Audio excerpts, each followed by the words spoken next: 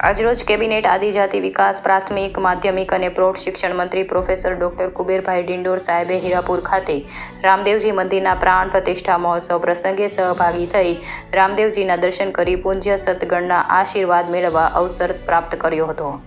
આ મંગલમય પ્રસંગે રામદેવજીની આરાધના સહભક્તિ કરવાનો અને પૂજ્ય સંતગણને શાલ ઓઢાડી સન્માન કરવાનો લાહવો પ્રાપ્ત થયો। આ પ્રસંગે સાથે સંતરામપુર તાલુકા પ્રમુખ બળવંતભાઈ પટેલિયા, કડાણા તાલુકા સંગઠનના પ્રમુખ જયંતિભાઈ પટેલ, એપીએમસીના ચેરમેન શાંતિલાલ પટેલ, પૂજ્ય સંતગણ, પાર્ટીના કાર્યકર્તાઓ અને મોટી સંખ્યામાં ભક્તજનો હાજર રહ્યા હતા। ઇન્ડિયા 24 ન્યૂઝ સાથે મુકેશ બારૈયા, મહીસાગર।